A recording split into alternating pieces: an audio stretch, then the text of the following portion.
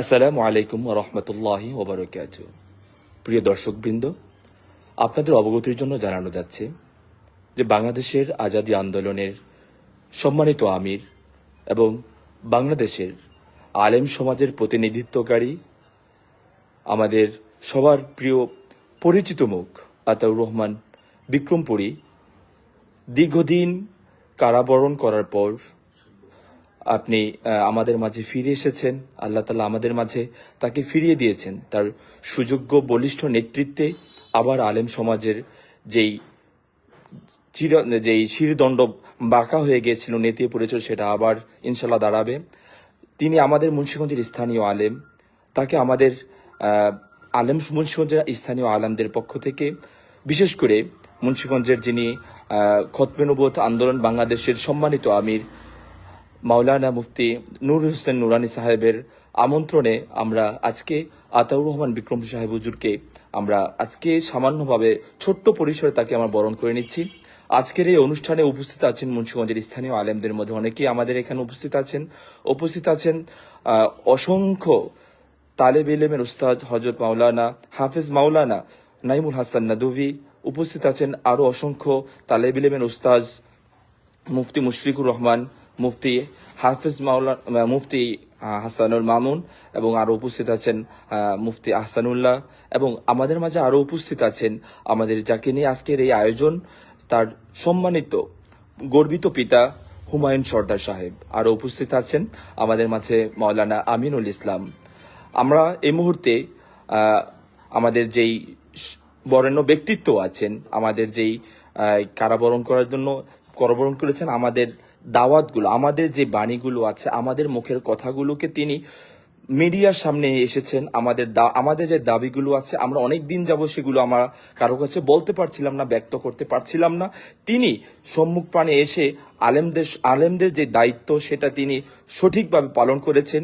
এজন্য আল্লাহ তাআলার কাছে আমরা দোয়া করি যেন আল্লাহ তাআলা তাকে আমাদের মাঝে দীর্ঘ হায়াত দান করেন এবং তার বলিষ্ঠ নেতৃত্বে আলেমদের যেন শান শৌকত মর্যাদা আরো উত্তরোত্তর বৃদ্ধি পেতে পারে, সেই দোয়া আল্লাহ তাআলার কাছে আমরা করি। এই মুহূর্তে আমি বিনীতভাবে অনুরোধ করব আমাদের বাংলাদেশে খতমে নবুয়ত আন্দোলনের সম্মানিত আমির মুফতি নূর হোসেন নুরানি এবং আরো আরেকজন সম্মানিত আলেম হাফিজ মাওলানা মুফতি নাইমুল হাসান সাহেবকে, আমাদের যেই মজলুম আলেম আছেন, তাকে বরণ করে নেওয়ার জন্য, মালার মাধ্যমে বরণ করে নেওয়ার জন্য। আলহামদুলিল্লাহ। এ পর্যায়ে আমরা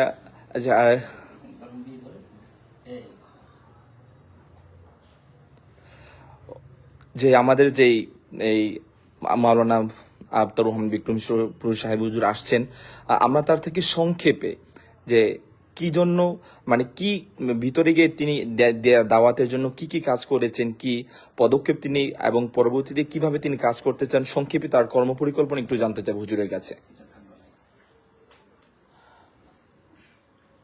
নাহমাদুহু ওয়া নুসাল্লি আলা রাসূলিহিল কারীম, আম্মা বা'দ। আসলে এই মুহূর্তে আমি অনেকটা নার্ভাস ফিল করছি যে আমার দুই পাশেই রয়েছেন আমার মুন্সিগঞ্জের সিনিয়র ওলামায়ে কেরাম। আমি দেশের বিভিন্ন জায়গায় জাতির জন্য অবদান রাখার চেষ্টা করেছি, কিন্তু সেই হিসাবে আমি মুন্সিগঞ্জের জন্য তেমন কিছুই আসলে করতে পারি নাই। তবুও মুন্সিগঞ্জের স্থানীয় ওলামায়ে কেরামের পক্ষ থেকে আজকের যে এই সংবর্ধনা আয়োজন করা হয়েছে, আমি তাদের প্রতি কৃতজ্ঞ। আল্লাহ তাআলা খতমে নবুয়ত আন্দোলন বাংলাদেশের সম্মানিত আমির আল্লামা মুফতি নূর হোসেন নুরানি হাফিজাহুল্লাহ সহ, মাওলানা নাইমুল ইসলাম হাফিজাহুল্লাহ সহ এখানে উপস্থিত সকল ওলামায়ে কেরামের উপর আমি চিরকৃতজ্ঞতা প্রকাশ করছি যে ওনারা এই মজলুমের পাশে দাঁড়িয়েছেন এবং আমাকে এই সংবর্ধনা দিয়ে আমার হিম্মত বাড়াতে সচেষ্ট ভূমিকা রেখেছেন। কারণ রাসূলুল্লাহ সাল্লাল্লাহু আলাইহি ওয়াসাল্লাম বলেছেন, আল্লাহ ইয়াশকুরিন নাস লা ইয়াশকুরিল্লাহ, যে মানুষের প্রতি কৃতজ্ঞ নয় সে মূলত আল্লাহর প্রতিও কখনো কৃতজ্ঞ হতে পারবে না। আমি কারাগারে থাকা অবস্থায় আপনারা সারা দেশবাসী অনলাইনে অফলাইনে অনেকভাবে প্রতিবাদ জানিয়েছেন। আমার মুক্তির জন্য আপনারা বারবার দাবি উত্থাপন করেছেন এবং অনেক ভাইয়েরা আইনি সেলে চেষ্টা করেছেন এবং তারই ফলশ্রুতিতে আল্লাহ তাআলা আমাকে একের পর এক মামলা দেওয়া সত্ত্বেও অবশেষে জালিমের জিন্দারখানা থেকে আল্লাহ সুবহানাহু ওয়া তাআলা আমাকে বের হওয়ার তৌফিক দান করেছেন। আলহামদুলিল্লাহ। আপনাদের শুকরিয়া আদায় করার পাশাপাশি আমি মহান আল্লাহ তাআলারও শুকরিয়া আদায় করছি। প্রথমত আমি কি করেছি এটুকু আপনারা মনে হয় জানেন, আলাদাভাবে আমার বলার অবকাশ নেই। তবুও যেহেতু তিনি উপস্থাপনা করেছেন এবং হয়তো উপস্থিত ওলামায়ে কেরামও কিছু জানতে চাচ্ছেন, অনেকের মনে কৌতূহল থাকে যে দেশে এত মানুষ আছে, আপনার প্রতি কেন এত ক্ষোভ, আপনার প্রতি কেন এত রাগ, আপনার প্রতি কেন এত জিজ্ঞাসা। তো এটা আমি যদি সংক্ষেপে বলি যে মানুষ বলে যে আপনি আসলে কি করেন, আপনি কোন দল করেন, তো আমি বলি যে আমি বিরোধী দল করি। আমার একমাত্র দল হলো বিরোধী দল। অর্থাৎ যতদিন পর্যন্ত বাংলাদেশে ইসলাম কায়েম না হয় ততদিন পর্যন্ত যেই সরকারি ক্ষমতায় থাকুক, একজন আলেম হিসেবে আমার দায়িত্ব সরকারের ভালো কাজগুলোকে সমর্থন করা এবং তাদের যে খারাপ বিষয়গুলো সিদ্ধান্ত তারা স্বেচ্ছায় হোক অথবা কোনো ভিনদেশি আগ্রাসনের চাপে পড়ে হোক যে পলিসিগুলো গ্রহণ করেন এগুলো বিরোধিতা করা। এটা শুধু একজন আলেম হিসাবেই দায়িত্ব নয়, একজন মুমিন হিসাবে, বরং বাংলাদেশের একজন সুনাগরিক হিসেবেও প্রত্যেকের দায়িত্ব মনে করি। এটা একই সাথে ইমানি দায়িত্ব এবং বাংলাদেশের একজন সুনাগরিক হিসেবেও আমাদের সকলেরই দায়িত্ব। তো সেগুলি আমি কিছু করার চেষ্টা করেছি। এর মধ্যে আলেম হিসেবে মাদ্রাসায় খেদমত এবং দাওয়াতি কাজ আঞ্জাম দেওয়া, মাহফিলে, সেমিনারে, এগুলোর পাশাপাশি আমি এটা আমার তৃতীয়বারের কারাবরণ। এর আগে হাসিনার আমলে আরও 2বার আমি কারাগারে গিয়েছি। তো এর মধ্যে একটা সময় আয়নাঘর পরবর্তী যে কারাগার ছিল এটার সময় আমার কষ্ট অনেক বেশি ছিল। তো ওই সময় মজলুমরা বলতো যে আমরা তো দীর্ঘদিন যাবত আছি, আপনার তো দ্রুত হয়তো মুক্তি হয়ে যাবে, আপনি দ্রুতই মুক্তি পাবেন, তো আমাদের জন্য কিছু করে।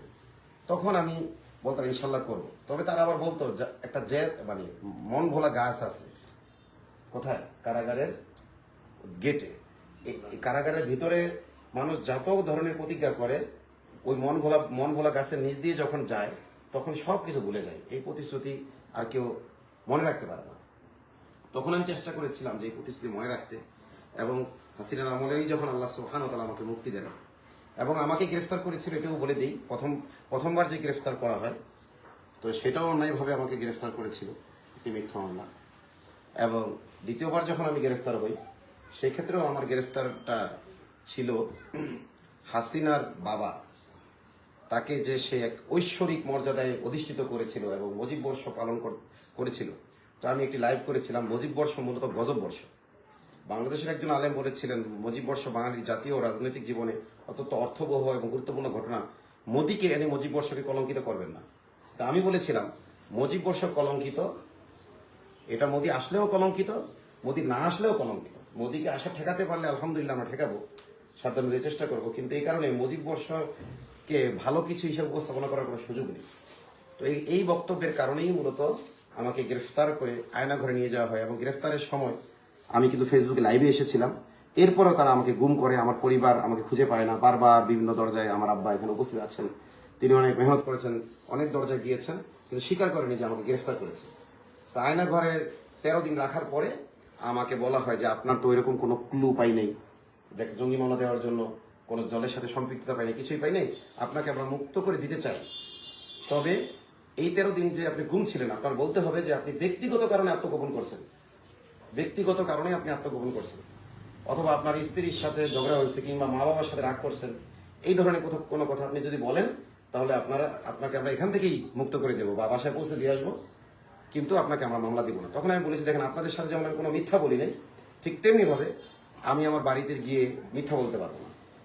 আপনারা সাংবাদিকদের বলে দিন তারা যেন আমার কাছে না যায়। আমি সংবাদ সম্মেলন করবো না, তবে যে সাংবাদিকরা জিজ্ঞেস করে আপনি কোথায় ছিলেন, আমি সত্যটাই বলবো যে আমি গুমের শিকার হয়েছিলাম।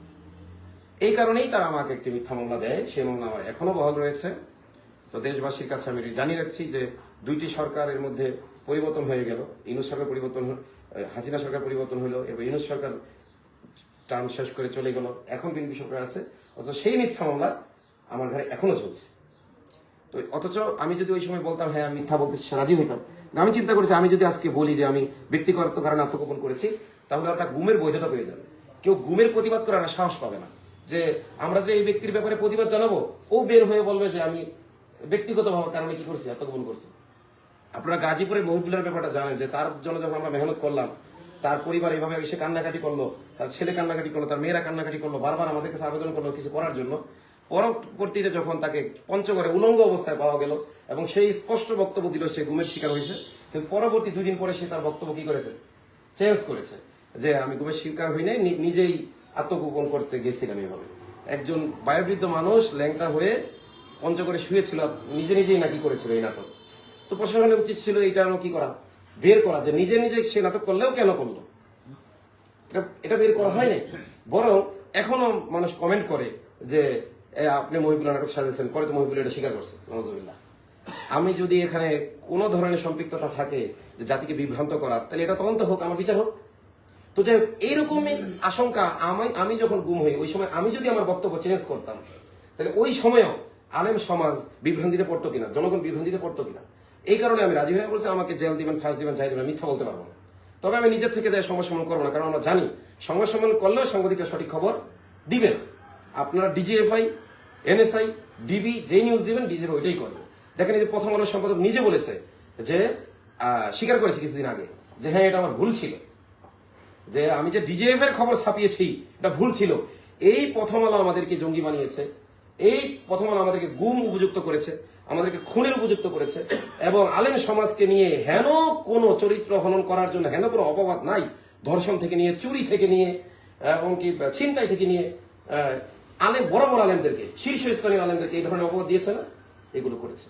তো যার কারণে আমি বলিষ্ঠভাবেই তখন বলেছিলাম যে আমি আমার বয়ান চেঞ্জ করবো না, যেটা সচেষ্ট করবো। শেষ পর্যন্ত আমাকে মামলা দেয় এবং আমার আব্বাকে, আমার মাকে, আমার স্ত্রীকে, আমার ছোট ছোট সন্তানদেরকে বারবার জেল গেটে যাওয়া সত্ত্বেও একটি বারের জন্য সাক্ষাৎ করতে দেওয়া হয়নি। এবং আমাকে সেখান থেকে কোনো জায়গায় আমি বলছি আমার নিজ জেলায় আমাকে ট্রান্সফার করেন, তাই সেটাও করেনি। এমনকি আমাকে কোর্টে পর্যন্ত আনা হয়নি। এই যে 1 বছরের বেশি সময় আমাকে জেলে রাখলো। আপনারা মনে করেন আয়না ঘর শুধু ওই হাসিনা বানাইছে, জেলখানাগুলোর ভেতরে আয়না ঘর আছে। এই যে আল্লাহ হোসেন নুরানী সাহেব, উনি নিজেও এরকম আয়না ঘরের ভুক্তভোগী, যেটা জেলখানার ভিতরে ওনাদেরকে ছোট ছোট সেল মুরগির খোয়ারের মতো, সেগুলোর মধ্যে দীর্ঘদিন অনেকে আছে 15-16 বছর ধরে আছে। আমি এই যে মাওলানা আমিরুল ইসলাম সাহেবের ব্যাপারে জিজ্ঞেস করলাম, মাওলানা আজহারুল ইসলাম সাহেবকে, গতকাল হাফেজ ইসলামের একজন কেন্দ্রীয় নেতা, তাকে জিজ্ঞেস করলাম, হুজুর আসলে কি হুজুরের কোনো কিছুতে সংশ্লিষ্টতা আছে? তিনি বললেন যে না, উনি কসম করে বললেন যে আমার জানা মতো ওনার কোনো কিছুর সাথে সম্পৃক্ততা নাই। কিন্তু যেহেতু এটা ওই হাসিনার আমলে মামলার ট্রিটমেন্ট ঠিক মতো করা যায় নাই, পুলিশের রিপোর্টের উপর ভিত্তি করে যেহেতু কি দিয়ে দিয়েছে, রায় দিয়ে দিয়েছে, এটা অনেক দূর পৌঁছে গেছে। এটার জন্য আমি বিভিন্ন মহলে আলোচনা করেছি। এটা সুরাহা করতে হলে মন্ত্রণালয়ের পক্ষ থেকে চাপ দিয়ে করা হয়, যেটা বিএনপি জামাতের বিভিন্ন নেতারা বের হয়ে আসছে। আমরা দেখছি তারা এখন পার্লামেন্টে আছে অনেকে। আলহামদুলিল্লাহ আমাদের হুজুরও এসে নির্বাচনও করেছে, এবং হুজুরের সাথেও এবং আলেমুল আমাদেরকে তারা বারবার কি করেছে, রিকোয়েস্ট করেছে যে তাদের কথাগুলো যেন কি তুলে ধরে। এই জন্য প্রাসঙ্গিকভাবে একটু কথা তুলে ধরলাম। এরকম মাওলানা আমিরুল ইসলামের মতো এখনো অনেক আলেম ওলামা কারাবন্দী আছেন এবং তারা একেবারেই নির্দোষ। একজনের কথা আমি বলতে পারি, আতোয়ার রহমান, একজন রিক্সাওয়ালা, তার রিক্সার পাশের রিক্সায় একটা কেউ বিস্ফোরণ রেখে গেছে। সেই বিস্ফোরণে উনি আহত হয়েছেন। উনি আহত হওয়ার পর ওনাকে পুলিশ ট্রিটমেন্ট করেছে, হাসপাতালে নিয়ে গেছে। মূল আসামিকে খুঁজে না পেয়ে ওনার নামেই জেএমবি হিসেবে নাশকতার মামলা দিয়ে দিয়েছে। এমনকি তার ওই মামলায় ফাঁসির আদেশ হয়েছিল, এখনো মনে হয় ওটা যাবজ্জীবনে পরিণত হয়েছে। এবং উনি যখন গ্রেফতার হন তখন ওনার বিবাহের বয়স ছিল মাত্র 6 মাস। এবং উনি কোনো কিছু বলতে গেলে কাঁদেন না। যখন ওনার স্ত্রীর কথা বলতে যান 6 মাস, যে এই 6 মাসে তার স্ত্রী তার প্রতি যে কেয়ারফুল ছিল, একেবারে সাধারণ একজন রিক্সাওয়ালা আর তার স্ত্রীর যে গল্প আমি শুনেছি, তাদের যে প্রেম ভালোবাসার যে সম্পর্ক, এখনো তিনি স্ত্রীর জন্য কাঁদেন। এবং উনি বলে যে আমার শ্বশুর যতদিন বেঁচে ছিলেন আমার মামলা ট্রিটমেন্ট করেছেন 7-8 বছর। উকিলরাও এখানে খালি টাকা খেয়েছে, ঠিক মতো মামলাগুলো ট্রিটমেন্ট করে নেই। আর হাসিনার সময় ট্রিটমেন্ট কোন উকিল করতে গেলে ওই উকিলও জঙ্গি মামলা খেত। আপনারা জানেন আমাদের বৈষম্যহীন কারামুক্তি আন্দোলনের অ্যাডভোকেট ওমর ফারুক সাহেব, তিনি আমাদের প্রধান প্রধান উকিল। তো তাকেও এই যে শুধুমাত্র আলেমদের মামলা দেখার কারণে তিনি নিজেও জঙ্গি মামলা খেয়েছেন। এমনকি এমন মহিলা উকিল আছে যারা আলেমদের মামলা দেখেছেন, পুরুষদেরকে হয়তো মামলা দিবে, কিন্তু আমি মহিলা, আমাকে হয়তো অন্তত নারী হিসেবে একটু হাসিনা হয়তো একটু কিছু কিছু সুযোগ দেবে আমাকে মামলা পরিচালনা। আমি তো আইনের বাইরে যাই মামলা দেখবো না। তো এমন করে মহিলা উকিলকে পর্যন্ত কি করেছে, জঙ্গি মামলা দিয়েছে। এই ছিল অবস্থা। তো যাই হোক, এই জন্য আমি এসেছি, আপনারা আমাকে সংবর্ধনা দিয়েছে, আপনাদের প্রতি কৃতজ্ঞ। তো তাদেরকেও আমরা সংবর্ধনা দিতে পারি, এই জন্য তাদের জন্য আমাদের কাজ করতে হবে ইনশাআল্লাহ। তো যাই হোক, তো দ্বিতীয়বার আমার এই যে জেলটা, সেটাও কি একেবারেই অনর্থক ভাবে আমাকে কি জেলটা খাটায়। তো এবং আমাকে পরিবারের সাথে দেখা করতে দেওয়া হয়নি, এমনকি কোর্টে আনা হয়নি। ঠিক এই লাস্ট বার আমার অপরাধ কি, আমি বৈষম্যহীন কারামুক্তি আন্দোলন গঠন করেছি। আমি ওর কোনো কেন্দ্রীয় পদে এই মুহূর্তে নাই, কিন্তু শুরুতে যখন এটা প্রতিষ্ঠা হয় তখন আমার অনেক মেহনত ছিল এবং আমার উদ্দেশ্য ছিল ওই কারাবন্দী ভাইদের জন্য কিছু করা। তো যখন আমরা কাজ করতে লাগলাম তো আমি কারামুক্তির কাজও করি, আবার যে কোনো ইস্যুতে অন্যায়ের প্রতিবাদও করি। গোয়েন্দারা কারামুক্তি আন্দোলনের ভাইদেরকে ডিস্টার্ব করা শুরু করলো যে কারামুক্তি তো ভালো কাজ, ঠিক আছে, সব হাসিনা নামকে যারা কারাবন্দী হয়েছে তাদেরকে আপনারা মুক্ত করতেছেন, আপনারা আইনের কাঠামোর ভিতরে থেকে কাজ করতেছেন, বিক্রমপুরী এটা হলো সমস্যা। তো তারা বলতো আচ্ছা তার অপরাধ কি, বিক্রমপুরী কেন সমস্যা, তার অপরাধটা কি, সেটা তারা কোনো ব্যাখ্যা দিতে পারে না যে রাষ্ট্রের আইনের কোনটা লঙ্ঘন করেছে। গুম কমিশনে আমার ভাইরা যায় ওই গুমেরি করার জন্য, যে আমি একজন গুমের ভিকটিম। তো তারা বলে যে আচ্ছা সব ঠিক আছে, কিন্তু বিক্রমপুরী সাহেব তো একজন গুমের ভিকটিম, কিন্তু উনি এই যে প্রশাসনের যে ইগুলো তুলে ধরে করে, এতে প্রশাসন আপনাদের উপর রেগে যাচ্ছে, ওনাকে বলেন এগুলো যেন উনি না করে। তখন আমার ভাইরা বললো ভাই আমরা তো কারামুক্তির কাজ করি, আপনি যে আবার তাদের ভাষায় অ্যাগ্রেসিভ ভাবে যে প্রশাসনের বিভিন্ন অন্যায়গুলো তুলে ধরেন, এতে আমরা প্রশাসনের কাছে কি হয়ে যাচ্ছে। তো তারা বিভিন্ন প্রশাসন গোয়েন্দা বিভাগ এত চাপ দেওয়া শুরু করে, তখন আমি একটা পর্যায়ে বলি ঠিক আছে আপনারা একটা ঘোষণা দিয়ে দেন যে বিক্রমপুরে যে কেন্দ্রীয় পদ আছে এ পদ প্রত্যাহার করে নেওয়া হবে। তো শেষ পর্যন্ত আমি আমার পরামর্শে চিন্তা করে যেই নিজের অর্থ ব্যয় করে, নিজের শ্রম ব্যয় করে, সবকিছু ব্যয় করে যে সংগঠনের জন্য করেছি, সেই সংগঠনকে আমি নিজে বলতেছি ঠিক আছে আপনাদের উপর যে এতই চাপ, আমাকে কি করে দেন, আপনারা আলাদা করে দেন। বিক্রমপুরীকে সবাই চেনে, যে কোনো আন্দোলন সংগ্রামে আমি আসবো, আমার কোনো কেন্দ্রীয় পদ দরকার নেই, তাহলে তো হালকা হয়ে গেল। এরপরে তারা এমন ভাবে জুলুম নির্যাতন চালাতে লাগলো কারামুক্তির সাথে যারা জড়িত আছে। এরপরে হেফাজত ইসলামের যুগ্ম মহাসচিব আল্লামা মীর ইদ্রিস সাহেব হাফিজাহুল্লাহ, তিনি যখন এই হয়রানির বিষয়ে জানতে পারেন, তো তিনি কিন্তু যোগাযোগ করেছেন নিজের থেকে, বলছেন ঠিক আছে যেহেতু আপনারা ভালো কাজ করতেছেন এবং যে কাজ আমাদের করার দরকার ছিল, উনিও ব্যক্তিগতভাবে অনেক মুসলিমদের মুক্ত করেছেন, মাওলানা হারুনিজার হাফিজাহুল্লাহ অনেক মুসলিম মুক্ত করেছেন, আরো অনেক ওলামা একরাম মাওলানা মাওলানা হক সহ হুজুর সহ অনেক ওলামাদের মুক্তির কাজ করেছেন। তো তিনি বললেন যেহেতু আপনারা ছোট মানুষ, হয়তো ওই পর্যায়ের ফিগার না, যার কারণে এত ডিস্টার্ব করে। তখন আল্লামা মীর ইদ্রিস সাহেব বৈষম্যহীন কারামুক্তি আন্দোলনের সভাপতিত্বে হাল ধরলেন এবং আমাদের একটা ছায়া এখন উনি, আল্লাহ তাআলা আল্লামা মীর ইদ্রিস সাহেবকে কবুল করেন। এরপরে আমাদের কাজ দেখে আমিরে হেফাজত আল্লামা মহিবুল্লাহ বাগুনগরী বৈষম্যহীন কারামুক্তি আন্দোলনের প্রধান উপদেষ্টার পদ গ্রহণ করেছেন আলহামদুলিল্লাহ। তো আপনাদের কাছে দোয়া চাই যে এই বৈষম্যহীন কারামুক্তি আন্দোলন কেন, যদি আমি এখন আর কোনো কেন্দ্রীয় পদে নাই, একজন সাধারণ সদস্য হিসেবে আসছি, প্রতিষ্ঠাতাদের একজন, আমি অন্যতম একজন, তো সেই হিসেবে আমি প্রতিষ্ঠাতা হিসেবে পরিচয় দিই। তবে এই সংগঠনকে আমি আমার প্রাণের সংগঠন মনে করি, আমি প্রাণ দিয়ে ভালোবাসি এবং আমি মনে করি শুধু বাংলাদেশ নয়, বাংলাদেশে যত বন্দী আছে এবং ফিলিস্তিনে যে সকল বন্দীরা ইসরায়েলের কারাগারে আছে, এই সংগঠনকে যেন আল্লাহ তাআলা এমন ভাবে কবুল করেন যাতে সেই ইসরায়েলের কারাগারে ফিলিস্তিনি বন্দীদেরকে আমরা মুক্ত করে আনার সামর্থ্য অর্জন করতে পারি, যেন সেইভাবে আল্লাহ তাআলা আমাদের ম্যাচুরিটির সাথে সামর্থ্যের সাথে এগিয়ে যাওয়ার তৌফিক দান করেন এবং আপনাদের সকলের বরকতময় অংশগ্রহণ আমি তাদের কামনা করি।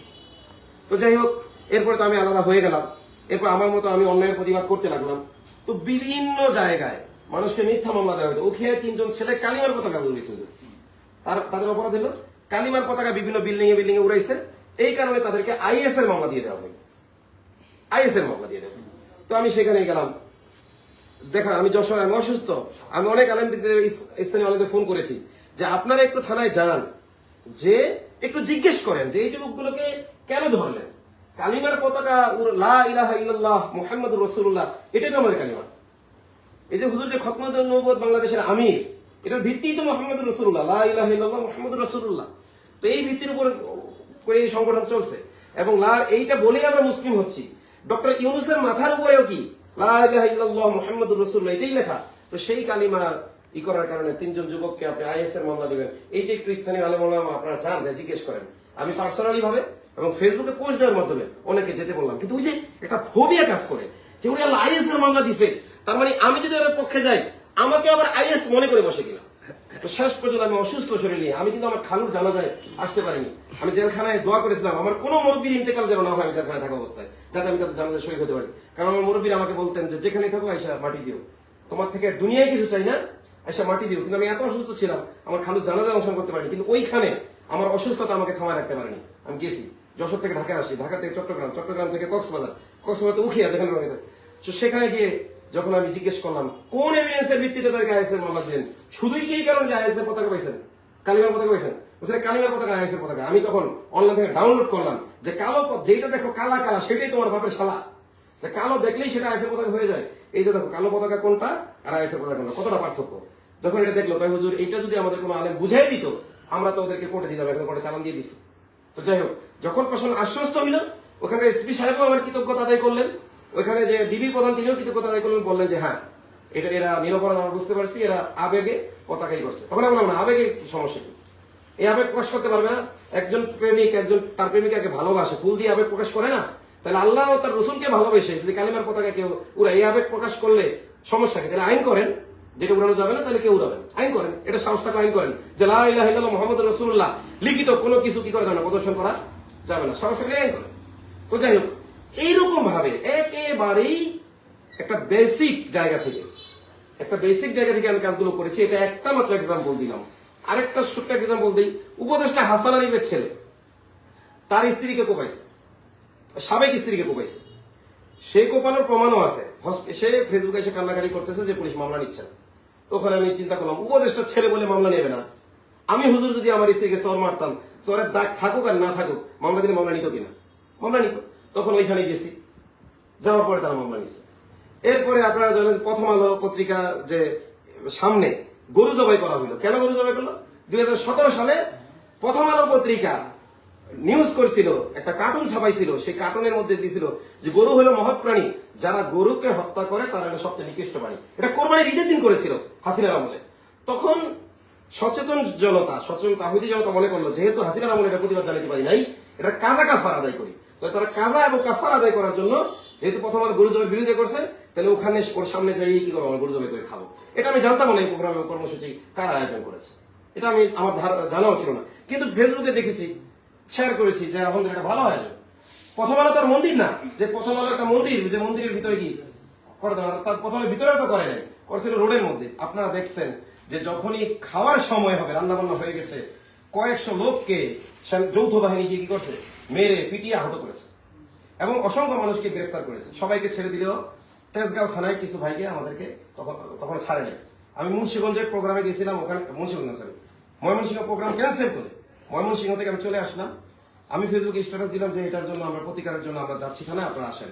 আমার পেজটাকে এই প্রশ্ন যে কত কিছু করতাম, আমার পেজটাকে ডিলিট করে দিল। আমার যে তখন যে এটা ছিল ভাইরাল পেজটা, ওই সময় ডিলিট করে দিল। পরে আমার আইডি থেকে আবার পোস্টার দিয়ে কিছু রিচ করার আমি চেষ্টা করলাম। পরে ওখানে আমরা 4-5 জন মানুষ ছিলাম। তো আলহামদুলিল্লাহ এটা নিয়ে আমরা প্রতিবাদ জানাইতে এটা আন্তর্জাতিক মিডিয়াও কি দৃষ্টি আকর্ষণ করতে আমরা সক্ষম হই। শেষ পর্যন্ত এই অন্যায় আটক করে যে তারা কোর্টে চালান দিতে চাইছিল, তারা চালান না দিয়ে তাদেরকে একেবারে বেকরুল খালাস হিসেবে একবার মুক্ত করে দেয়। তখন আবার প্রথম আলোর সামনে যায় আমরা বক্তৃতা দিয়ে ওখান থেকে চলে আসি। তো আমাদের যাওয়ার ইচ্ছা ছিল না, দেখলাম উত্তেজিত জনতা যাচ্ছে, তাহলে আমরা যদি না যাই ওখানে তাহলে তো আরো বেশি ভয়ঙ্কর কিছু ঘটতে পারে, বা বাইরের কেউ কিছু ঘটাইতে পারে, লিগ কিছু করতে পারে। তো এই কারণে মূলত আমরা ওখানে যেয়ে শান্তিপূর্ণভাবে বক্তব্য দিয়ে কিন্তু ওখান থেকে আমরা চলে আসি। এরপরে গাজীপুরে যে মেয়ে আশামণি নামে যে মেয়েটাকে 2 মাস আগে তাকে দর্শন করা হয়েছে এবং সে এতটাই আহত ছিল, 2 মাস পরেও সে হাসপাতাল বেডে ওই ওঠা বসা করতে তার কষ্ট হয়। আমি তখন যাই তাকে থানায় পাইছি, আমি বললাম আম্মু একটু ওঠো, আমার সাথে কথা বলো, তোমার বয়সী আমার মেয়ে আছে, তার নাম ফাতেমা, তুমি কথা বলবা, আমি ফাতেমার সাথে তোমার ভিডিও কলে কথা বলাই দেবো। এইভাবে মেয়েটাকে সাথে একটু যাতে ও আমাকে স্বাভাবিকভাবে নেয়, ও তো একটা কবুতরের মতো কাজ ছিল, যাতে আমাকে স্বাভাবিকভাবে নেয় যে আমি তোমার বাবার মতো, তোমার মতো মেয়ে আছে।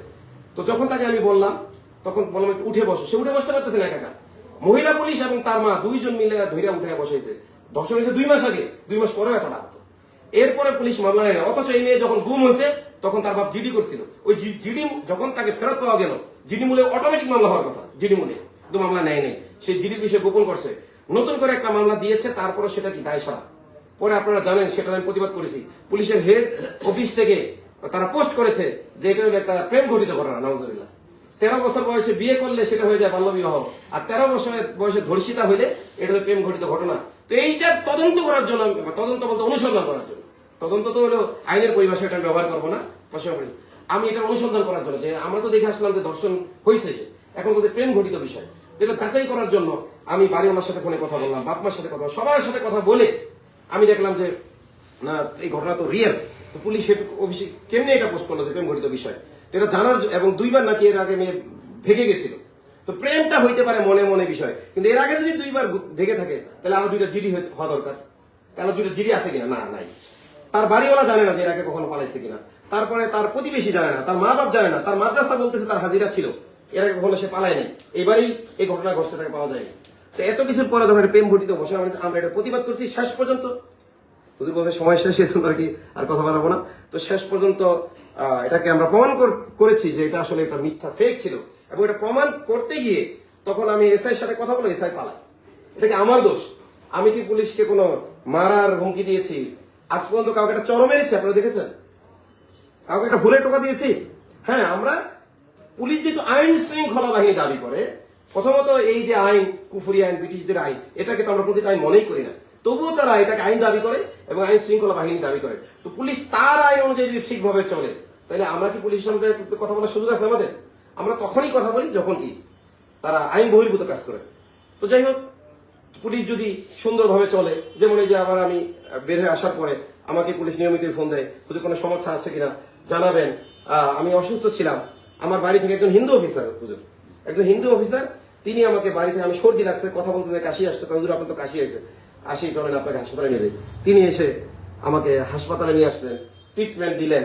হ্যাঁ, এবং ওই ডাক্তারের ওখানে বসার জায়গা ছিল না, তখন আমি বললাম আপনি তো হেডমাস্টারের মতো কি করতেছেন, এখানে রোগী দেখতেছেন, আপনার একটা রোগীতে বসায় এত কথা বলবেন।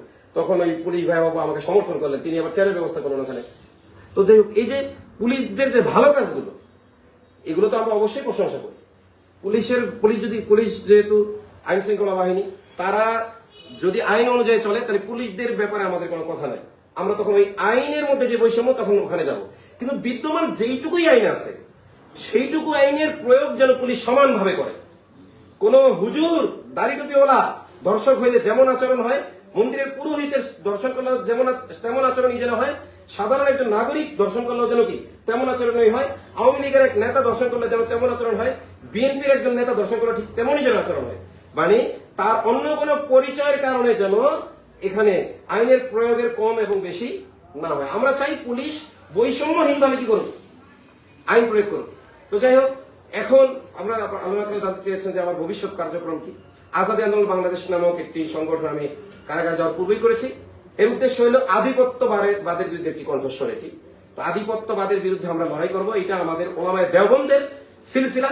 তারা কখনোই আধিপত্যবাদকে মেনে নেননি, ব্রিটিশদের আধিপত্যবাদ মেনে নেননি, ইংরেজদের আধিপত্যবাদ মেনে নেননি। আমরাও কোনো ধরনের আধিপত্যবাদ মেনে নেব না। বাংলাদেশ, বিশেষ করে ভারতীয় আধিপত্যবাদ, আমেরিকান আধিপত্যবাদ এবং সহ যত ধরনের আধিপত্যবাদ আছে, এই আধিপত্যবাদের সাথে লড়াই করে যাব। আপনারা আমার জন্য দোয়া করবেন। আমাদের ভাই হাদি যেভাবে আধিপত্যবাদ বিরোধী একজন সিপাহ সালার হিসেবে শহীদ হয়েছেন, আমি যেন অন্তত একজন সাধারণ সৈনিক হিসেবে আধিপত্যবাদের বিরুদ্ধে লড়াই করে, সংগ্রাম করে শহীদ হতে পারি। আর প্রশাসনের প্রতি আমার অনুরোধ থাকবে, আমরা প্রশাসনের বন্ধুও নই, শত্রুও নই। কথা ক্লিয়ার? আমরা প্রশাসনের বন্ধুও নই, শত্রুও নই।